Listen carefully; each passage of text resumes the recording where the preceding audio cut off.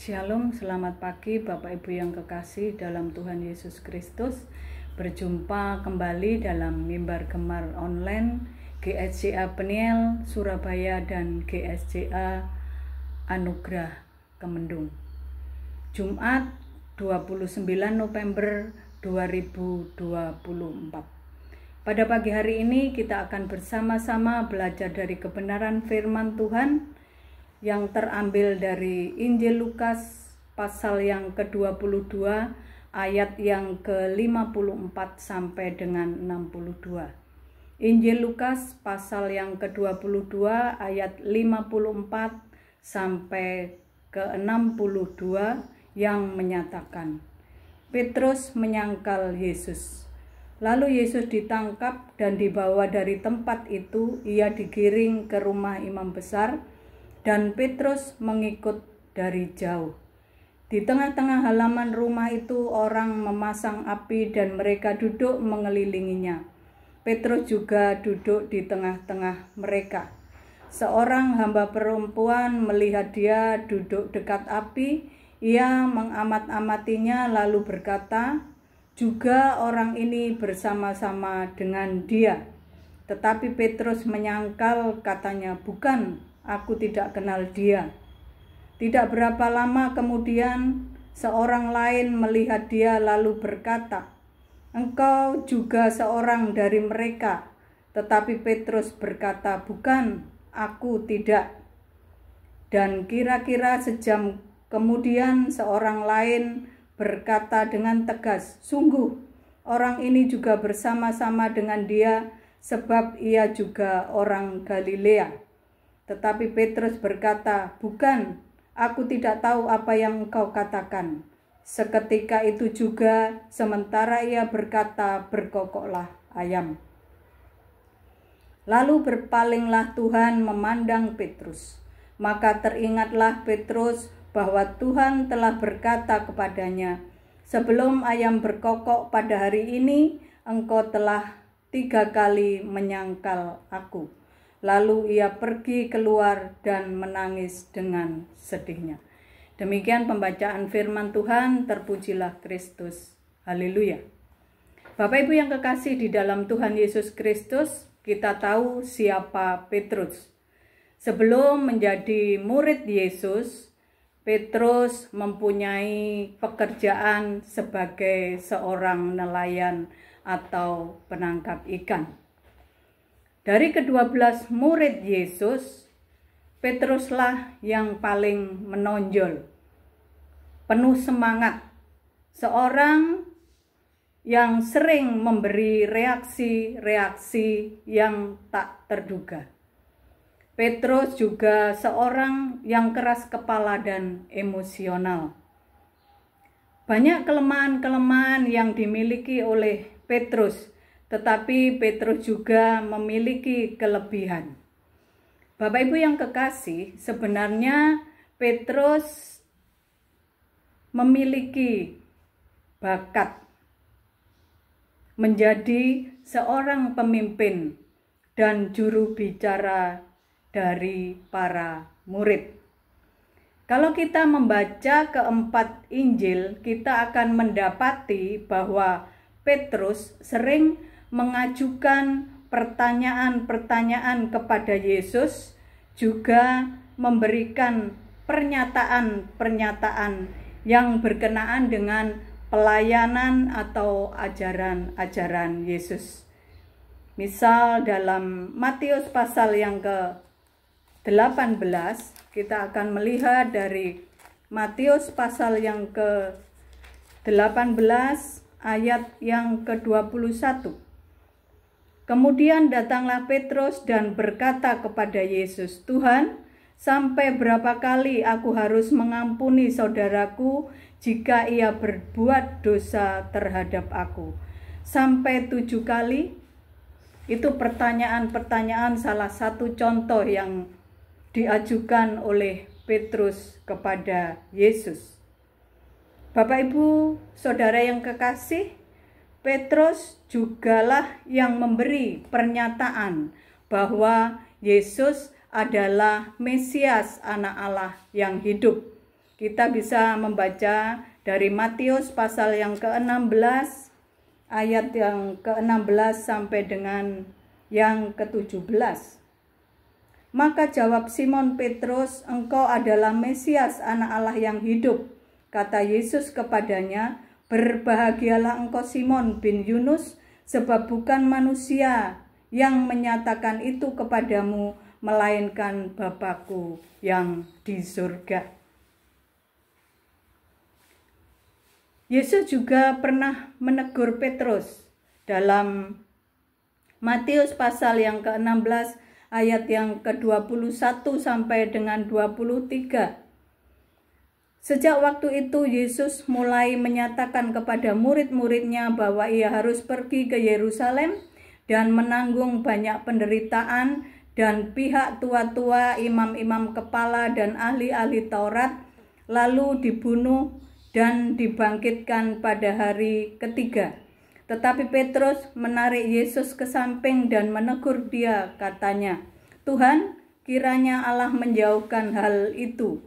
Hal itu sekali-kali takkan menimpa engkau." Maka Yesus berpaling dan berkata kepada Petrus, "Enyahlah iblis, engkau suatu batu sandungan bagiku, sebab engkau bukan memikirkan apa yang dipikirkan Allah, melainkan apa yang dipikirkan manusia." Teguran Yesus kepada Petrus ketika Yesus memberitahukan bahwa Yesus akan mengalami penderitaan. Demikian juga pada waktu Yesus menyatakan bahwa murid-murid akan tergoncang imannya saat Yesus ditangkap. Maka Petrus dengan percaya diri berkata dia tidak akan terpengaruh meskipun murid-murid yang lain akan meninggalkan Yesus, tergoncang imannya, tetapi Petrus tidak akan meninggalkan Yesus. Kita bisa baca di dalam Matius pasal yang ke-26. Matius pasal yang ke-26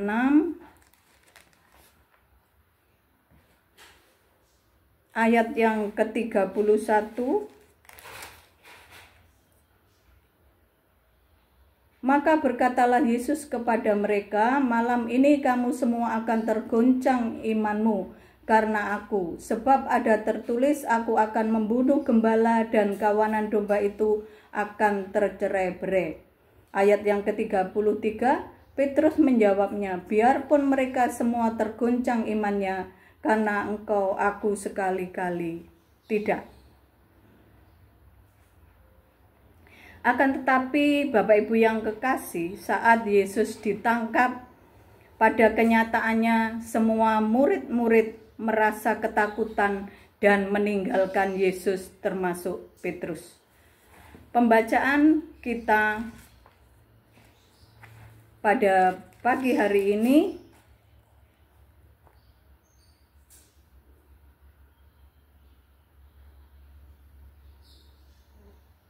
ayat yang ke-54, saat Yesus ditangkap, bagaimana sikap Petrus? Ayat yang ke-54 saya akan bacakan. "Lalu Yesus ditangkap dan dibawa dari tempat itu. Ia digiring ke rumah imam besar dan Petrus mengikut dari jauh." Ketika Yesus digiring ke rumah imam besar, Petrus tidak berani terang-terangan. Dia mengikuti Yesus dari kejauhan. Ia tidak berani mendekat. Dan Bapak Ibu yang kekasih, dalam ayat-ayat selanjutnya pembacaan kita diceritakan pada waktu orang-orang mengenali Petrus sebagai murid Yesus, maka Petrus mengatakan tidak mengenal Yesus. Bahkan dalam Injil Matius dikatakan bahwa Petrus mengutuk dan bersumpah bahwa dia tidak mengenal Yesus. Petrus menyangkal Yesus sebanyak 3 kali, tepat seperti yang dikatakan Yesus sebelum ditangkap.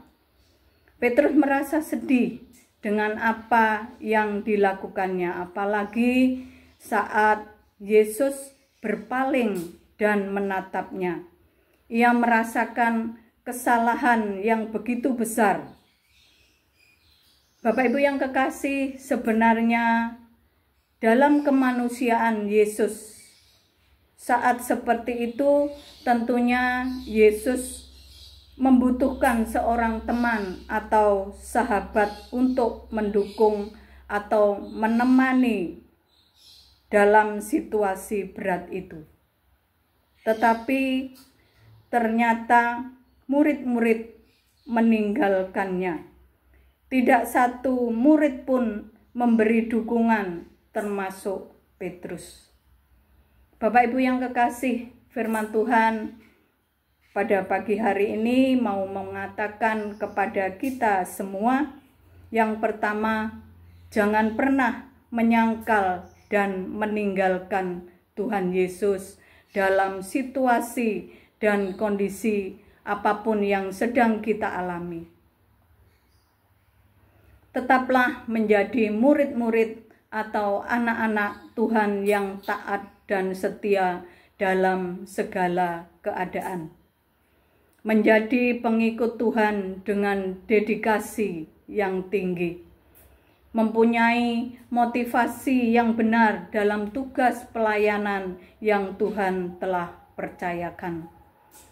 Karena Tuhan Yesus telah berkorban untuk kita semua dengan darahnya yang mahal di atas kayu salib. Oleh karena itu, hendaklah kita semakin mengasihi Tuhan, semakin mengenal Tuhan dalam pengiringan kita kepadanya. Yang kedua, tetap mengasihi saudara seiman dengan tulus, terutama saudara-saudara yang mengalami situasi sulit dalam hidupnya. Tetap ada untuk mereka, saling memperhatikan, saling mendukung dalam doa bagi saudara-saudara seiman. Hendaknya satu hati dalam melayani dengan penuh kerendahan hati. Tetap kerjakan keselamatan yang Tuhan anugerahkan dalam hidup kita dengan takut akan Tuhan. Demikian firman Tuhan, Tuhan Yesus memberkati kita semua. Amin. Mari kita berdoa. Kami bersyukur kepadamu Tuhan Yesus pada pagi hari ini, melalui kebenaran firman-Mu Tuhan, biarlah Engkau mengajar kami untuk tetap mengasihi Engkau. Jangan sampai dalam kehidupan kami Tuhan menyangkal dan meninggalkan Engkau. Dalam situasi dan keadaan apapun, biarlah kami semakin mengenal Engkau. Biarlah kesulitan, pergumulan apapun memacu kami untuk lebih dekat kepadamu.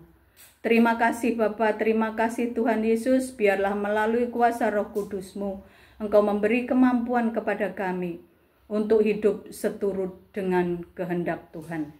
Terima kasih Bapa, terima kasih Tuhan Yesus, kami menyerahkan aktivitas kami sepanjang hari ini, mulai dari pagi, siang, sampai malam hari nanti, biarlah penyertaan, perlindungan Tuhan ada dalam kehidupan kami semua.